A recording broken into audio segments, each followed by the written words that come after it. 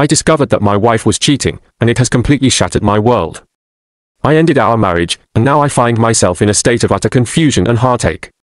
I don't know what to do or where to go from here. There were signs all around me, but I didn't see them. I was so engulfed in love that I never thought something like this could happen to me, especially not with her. She has been my wife and best friend for nearly 20 years, and now everything feels like a nightmare. I usually work out of town and wasn't supposed to come back until tonight, as we had planned a 2-week road trip together starting tomorrow. This trip was supposed to be our chance to reconnect and enjoy some quality time, especially because we had been so busy with family and friends over the summer. However, due to slow work conditions, I decided to come home a day early. When I arrived home yesterday afternoon, I noticed a truck in my driveway that I didn't recognize. A neighbor had recently mentioned a new truck, but I thought he must have been mistaken. As I got closer, a terrible feeling settled in my stomach. I trusted my wife completely, but that instinct was there, dark and undeniable. I quietly crept around the side of the house to our bedroom window, and sure enough, it was open. As I neared the window, I could hear them. My heart raced, and when I finally looked inside, my greatest fear was confirmed. They were right there, completely naked on our bed. In that moment, I walked away. The urge to confront them burned within me, but I knew that would lead to something I would regret. Right now, I hardly care what happens to me. I went to my family's cabin for the night and drank anything available to drown out the pain. This morning, I started heading home to confront her, but I hesitated. I'm not ready. I'm overwhelmed with anger and thoughts of violence, and I realize I'm not in a good place to see her. Back at the cabin now, I have a large bottle of rum sitting in front of me, and I've been staring at it for the last hour. I want to drink and forget everything, yet I also know getting drunk could lead me to make terrible decisions. I recognize that this is a crucial point in my life, and how I handle the coming days will shape my future. That's why I'm reaching out to strangers online for help. After sharing my story, the amount of support and advice I received has been overwhelming. I've felt genuinely touched by the kindness of so many people ready to help a complete stranger. It has given me a glimmer of hope during this dark time. However, the sheer volume of messages has made it hard for me to respond. I have received over 600 private messages and several hundred comments. I want to thank each person individually, and I will try to do that, but I know it will take time. For now, I express my deepest gratitude to everyone for their kind words and guidance. It truly means a lot to me. I noticed many common questions and comments among the responses, so I want to clarify a few things. When I referred to my wife as my best friend, I meant she has played both roles in my life. The other man involved is not someone I know personally. He was not a best friend. I didn't get a good look at him, but from my brief glimpse, I don't believe he is part of my life at all. We don't have children, though we were planning to start a family soon. Interestingly, we recently sold our house and were set to move closer to my job next month when the new owners take possession. As for my neighbor, I intend to thank him for what he did, but I'll do it subtly, just as he had for me. Many people have asked about the signs I overlooked, and a few that stood out were her texting late into the night and going out for drinks after work with friends. This was unusual behavior for her, but I brushed it off because I was glad she was socializing. Looking back now, it's clear that I missed the warning signs. This was not typical behavior for her, but I found it refreshing that she was stepping out of her comfort zone and engaging socially. She had a yoga class once a week, but it seemed she wasn't actually paying for it since one of her co-workers was the instructor. Instead, she was lending a hand with the setup and cleanup, which seemed like a genuine effort on her part. However, I couldn't help but notice that despite her yoga practice, she didn't appear very flexible at all. On another note, we often have to answer each other's phones when one of us is closer to it. Lately, there have been several instances where an unknown caller would ring, and as soon as I picked up, they would hang up. While spam calls are common, usually they come from telemarketers or debt collectors trying to reach the previous owner of the number. It's rare to get a simple hang-up like that. My update on life is still a work in progress. When my brother showed up, we ended up having a long, meaningful conversation. He's truly been my best friend, and I realized how important it is to keep that in mind. He's always there for me without any judgment, just like I would be for him. He really exemplifies what true friendship should look like, even though we do argue sometimes. Because I was supposed to be home last night, I felt it was necessary to reply to my wife's text. The rules at work don't permit phones on site, so it made sense that I only texted her during my downtime. She understands that I can sneak in a few messages here and there. In my text, I let her know I had to go to one of my company's remote sites and that I wouldn't be able to call her until the end of the weekend. I also mentioned that I would cancel all our reservations and rebook them later. In response, she suggested taking her best friend with her to the romantic bed and breakfast I had booked for us on a vineyard. I knew that the friend she had in mind was not the one I thought she was hinting at. I informed her that I had already given the reservation to my brother and his wife since it was non-refundable, and they would pay me back in a month. This morning, I went ahead and cancelled all the reservations except for the romantic one. My brother is coming along with me instead. Fortunately, the hotel allowed us to switch from the honeymoon suite to a room with 2 beds. There's also a nice lake nearby with boat rentals available, so this trip transformed into a long overdue fishing getaway with my brother. With this change, I now have the whole weekend free, giving me a break from writing to her or talking to her for a few days. This alleviates some stress and gives me a chance to think things through. At this point, I am seriously considering divorce. I can't see any other solution. My brother supports this idea but has advised me to take a few weeks to talk to someone about it. His wife has a friend who is a couples counselor and is willing to meet with me on Monday. While I don't expect it to change my mind, I hope it helps me sort through some of my thoughts. I'm also taking advice from others and starting to speak with lawyers just in case things go in the direction I think they will. I want to handle this the right way. Although I've never thought she would try to do me wrong, I also didn't expect her to cheat, so I need to be prepared for any scenario. I'm going to do my best to enjoy my weekend, as much as I can. Update 2. Things took a turn when I caught my wife cheating. In the last few days, a lot has happened. To start with the less important details, my brother Matt and I drove almost 5 hours to the bed and breakfast at the vineyard. I really value his support throughout this time. The trip turned into more of a chance to vent than anything else, but that really helped me clear my mind. I spent a good part of the drive complaining to him about everything. When we arrived, I was in the mood for some quiet time, while Matt wanted to go out for dinner.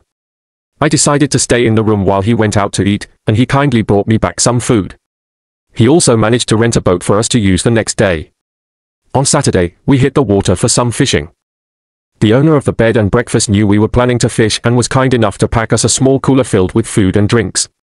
This made the romantic package more useful for 2 brothers instead. Fishing didn't go as well as we hoped. We only managed to catch a couple of trout that were too small to keep and had to throw them back. Luckily, the snacks from the bed and breakfast came in handy. After fishing for a while, we decided to stop in the early afternoon and drove around to explore the area. I drove around to all the different vineyards and fruit stands, picking up some food and a bunch of wine for Matt's wife, Jen.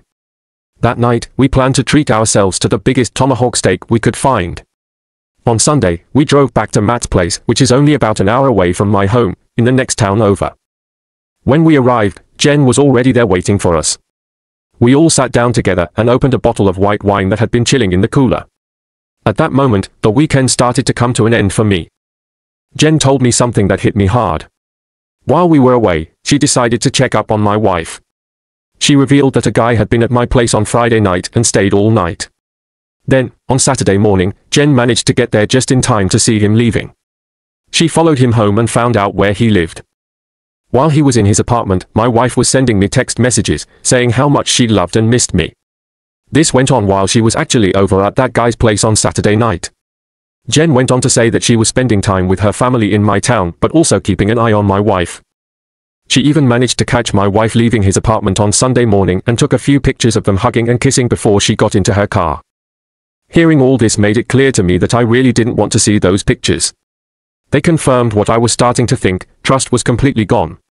If my wife could so easily flip between being sweet to me while being with another guy, I knew I couldn't trust her again. Despite the anger rising in me, I decided to stay calm and not react too quickly. I needed to think things through, and that's when Jen mentioned that Sharon was coming over for dinner. Sharon was the counselor Jen had set me up with, and I was about to meet her for the first time. She didn't know my wife, and I was nervous about how it would go. When Sharon arrived, I found her to be really nice, and we got along very well. After dinner, she and I took a walk around Matt's neighborhood to walk the dogs and have a bit of a private chat. Sharon was a great listener, which made me feel comfortable letting my guard down. It felt good to talk about my feelings, something I didn't often share, even with my brother. This was different and exactly what I needed at that moment. I often write things out on Reddit to sort through my thoughts, and this was a similar experience. Our walk lasted about an hour. The only real piece of advice Sharon gave me was not to put off talking to my wife. She warned that the longer I waited, the harder it would be to have that conversation. The need for clarity was crucial, and my wife was the only one who could provide that. Later that night, Jen and Matt offered for me to stay with them for as long as I needed. I appreciated the offer, but I knew there was a limit on how long Matt and I could be in close quarters like this. So I spoke to my boss, who arranged for me to stay in company housing. I had been staying there every other week but was now able to stay full-time for a few months if I needed to. I decided to rebook an appointment with Sharon for later that week since our walk felt like a good start. That Sunday night, I ended up just lying in bed, thinking about how to approach everything. I struggled with this idea since even imagining the conversation often made me feel either angry or sad. In the end, I decided to just go with it. Usually, I perform well under pressure. The next day, I woke up and said my goodbyes to Matt and Jen before driving home. I couldn't help but think about what might happen if I arrived and he was there. But I quickly reminded myself that dwelling on that would just put me back in the angry spot I had been a few days ago. So, I figured a drive-by was a good idea first. To my relief, neither his truck nor my wife's car was there when I drove past. I went inside my house to grab some essentials and things I didn't want to leave behind, like family photos and heirlooms. I packed them all into my truck and headed over to the guy's apartment. When I got there, his truck was parked outside, but my wife's car was nowhere to be found. I decided to text her and see where she was. She replied that she was just getting groceries. She said she was going to get groceries. Right now, my trust in her is so low that I actually drove by the grocery store to check and see if she was there. It feels awful to admit that I did something like that, but my trust is shattered, and this seemed like the only way to be sure of anything anymore. After I confirmed she was indeed at the store, I decided to message her again. I told her she needed to come home because we had to talk. When she replied, asking what was wrong, I simply told her she needed to be honest with me. Then, I turned off my phone. About 15 minutes later, she walked in the door. As she usually does, she came over to give me a hug and a kiss, but I turned away from her. She immediately noticed something was off and asked me again what was wrong. I told her straight up that she needed to start being honest with me. She acted clueless and claimed she had no idea what I was talking about. Frustrated, I said, "Okay, if you can't be honest, then I'm leaving." That made her panic. She started asking if I was talking about yoga, and I thought maybe that was a good start. I pressed her about what she meant, and she admitted she hadn't actually been going to yoga. The conversation broke down from there. I asked her, if you weren't going to yoga, then where were you really? She replied that she had been taking walks to relax because she was feeling really stressed lately. I asked her why she was so stressed and why she felt the need to lie about what she was doing. She said it was because of the move coming up, and she just didn't know how to tell me. I pointed out that if lying was her choice, it should raise a big red flag. I wanted to know why she felt like she couldn't tell me she was going for a walk to distress. She responded that she didn't mean to lie but was worried that her stress would only add to mine, which didn't make sense to me since I wasn't stressed at all.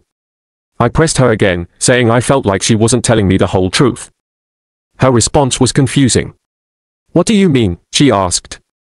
I told her I thought she was lying about more than just skipping yoga. I needed her to be honest, especially since she had already lied to me. She just shrugged and said she didn't know what else to say. It was then that she hesitated and said, "Oh, are you talking about last weekend when I went for drinks with some friends and came home late?" That struck me hard because I had no idea she had gone out for drinks. I was stuck at work a couple of hours away. "Is that what you really did that night, or is that another lie?" I asked. She confirmed, "Yeah, I went for drinks that night, but I didn't see my best friend, who I supposedly went with." I asked her who she was with then, and she responded with, "No one. I just drank alone." That was alarming to hear. I couldn't wrap my head around her drinking alone and wondered if she had a problem. I told her we could talk about that part later, but I made it clear that this was her last chance to come clean, or I was leaving. With a defeated tone, she said, "I don't know what else to say." At that point, I got up and left. Usually, when we have these kinds of arguments, I just drive around to clear my head. She probably thought this was just another one of those moments, but then it hit her that I packed my clothes and toiletries, along with my Xbox. That realization set off a storm of texts from her phone. I told her I had given her a chance to be honest, and since she failed to do that, there was nothing left to say. She started begging me to come home, insisting she didn't understand why I was so upset or what I thought she did. She repeated that she loved me and would never hurt me, but hearing those words felt like a new wound opening up in my chest. Words I once found comforting now felt like a jagged knife tearing me apart. I couldn't take it anymore, so I hung up. She called me back over and over, about 40 times, before I was ready to answer again. This time, she asked me if I had talked to Karen, her best friend. I was confused and asked why. Just come home, she urged. I don't want to say this over the phone. I reluctantly agreed to come back, but I took my time driving in circles to calm down first. When I finally got home, she wasted no time. I assume you spoke to Karen, she said. My heart sank at the thought of what might come next. She went on, a few weeks ago while you were at work, I went out for drinks with Karen. Some guys started buying us drinks, and we just went along with it. But when we were leaving, one of the guys tried to kiss me. I pulled away right away and told him I was married. I felt awful about it and wanted to tell you, but I didn't know how. I wanted to tell you this, but honestly, I'm just an idiot who thought hiding it would be better. Karen ended up hooking up with some other guy and, without even asking me, she gave his friend my phone number.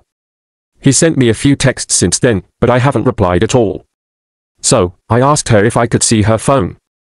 She showed it to me, and it was completely empty of texts except for mine and her mom's. She usually doesn't delete her messages, so this was definitely strange.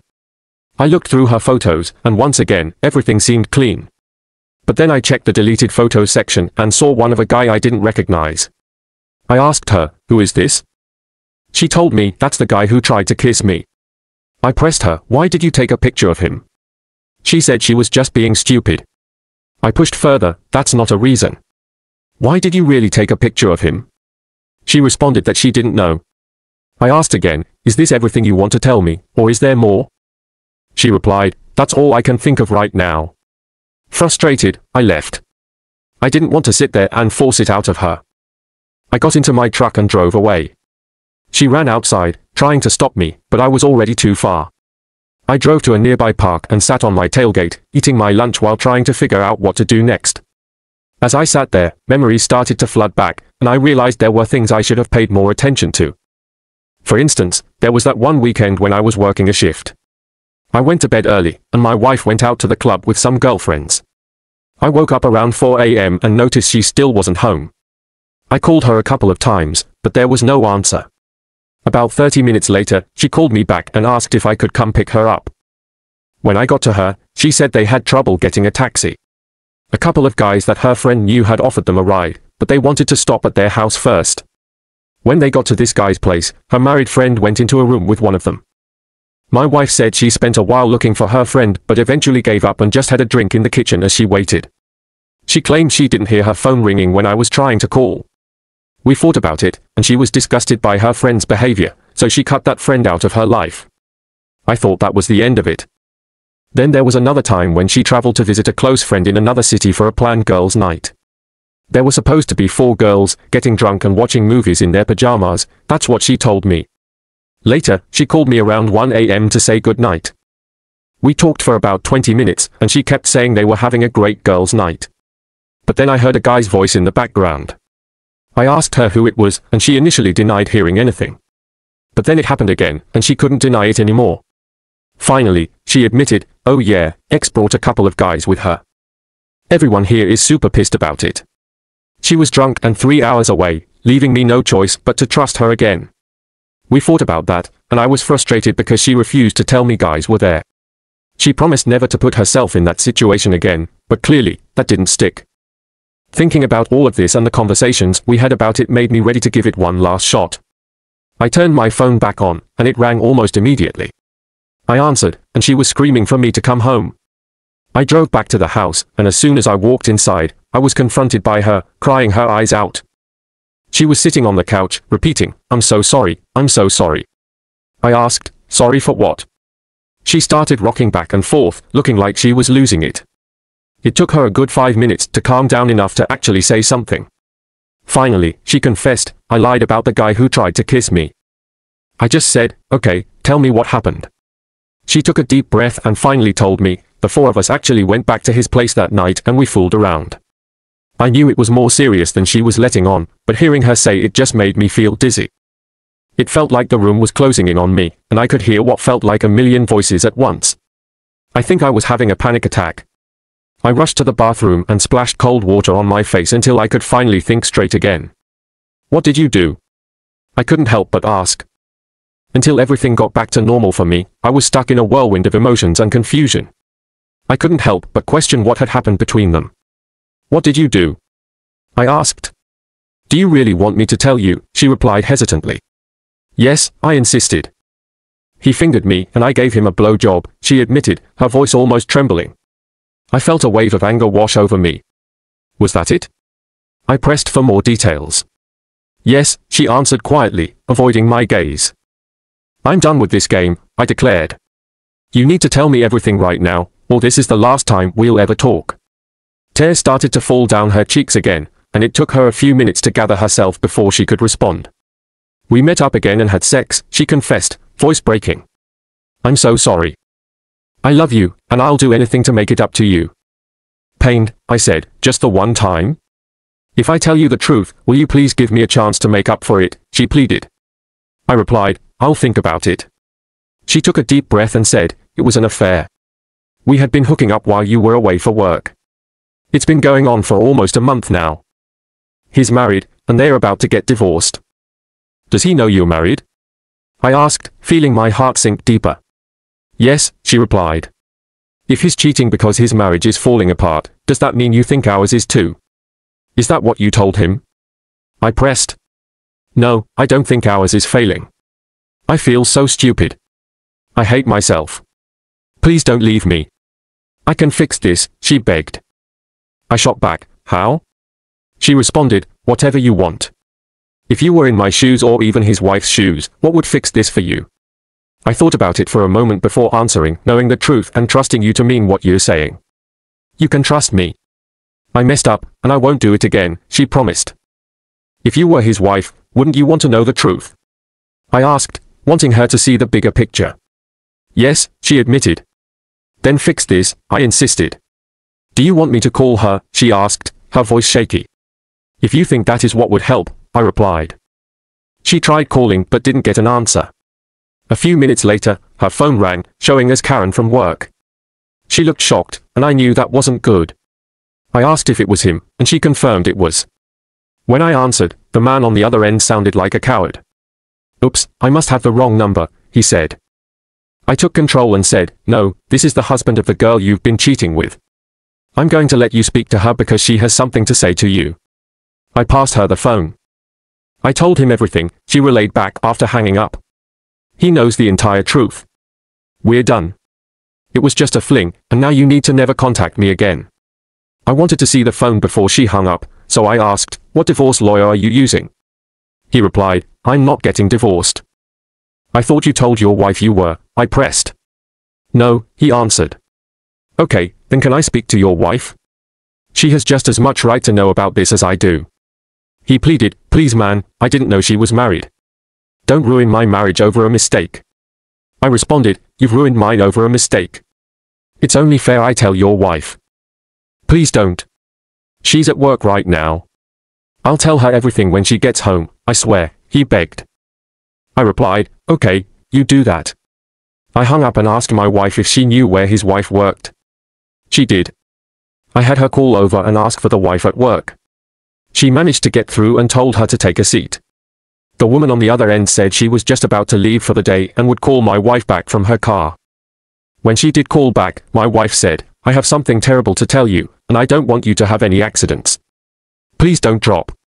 His wife replied, OMG, did something happen to? My wife quickly reassured her, no. He's at your apartment right now. I'm just letting you know that we've been having an affair for a month now. I'm coming clean to my husband right now, and I thought you should be given the same respect. There was a long pause before she responded, if this is some sick joke, I will find out who you are, and then she hung up. Not even 10 minutes later, my wife received a text from Karen's work phone that read, thanks, you just ruined my life. I grabbed the phone and replied, you just ruined 4 lives and 2 marriages. Don't forget that this was your fault, you piece of. For the next hour, my wife kept begging and pleading for me to stay with her.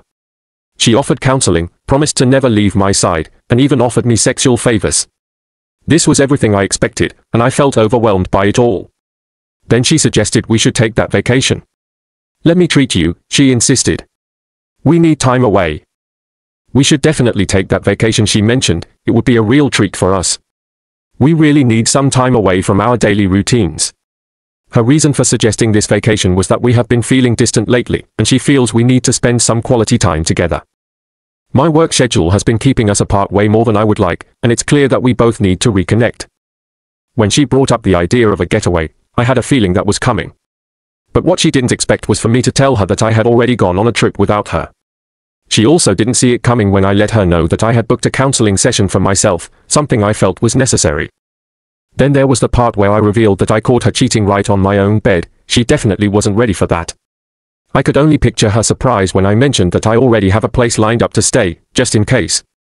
When I shared all of this with her, she completely broke down. She fell to the floor, crying uncontrollably. In her tears, she started saying that she didn't deserve to live. She told me I should just end it for her right then and there because she felt too terrible to be with anyone, let alone me. This went on for quite some time. I just stayed there, listening to her make excuses for her actions. She even tried to hug me, cuddle with me, or get me to sleep with her, saying that if I would just stay, maybe we could work through this together. After listening to her for about 4 hours, I decided to call Karen, telling her that her friend was in a really dark place and was feeling suicidal. I asked Karen to come over to keep an eye on her because I couldn't handle it anymore. After that difficult conversation, I left. It has been almost a full day since all of that happened, and I haven't talked to her since. She has been blowing up my phone with calls and texts all day long. Her friends and family are reaching out too, each with a different reason or plea for me to feel sorry for her.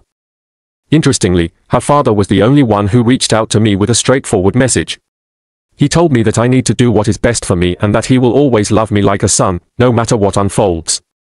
Reading that really hit me hard and finally made me cry for the first time since all of this began. I have a meeting with Sharon, my counselor, tomorrow, and I'm also set to see a lawyer on Thursday. I think I have a good idea of where things are heading, but until it really happens, I'm just not sure about anything. I know this has turned into a long-winded story, but sometimes it just helps to vent like this. I really appreciate all the comments and messages from people who are sharing their own stories. Hearing from others going through similar situations is helping me feel a lot less broken and gives me a bit more hope. I genuinely appreciate everything that everyone has said and done for me during this tough time.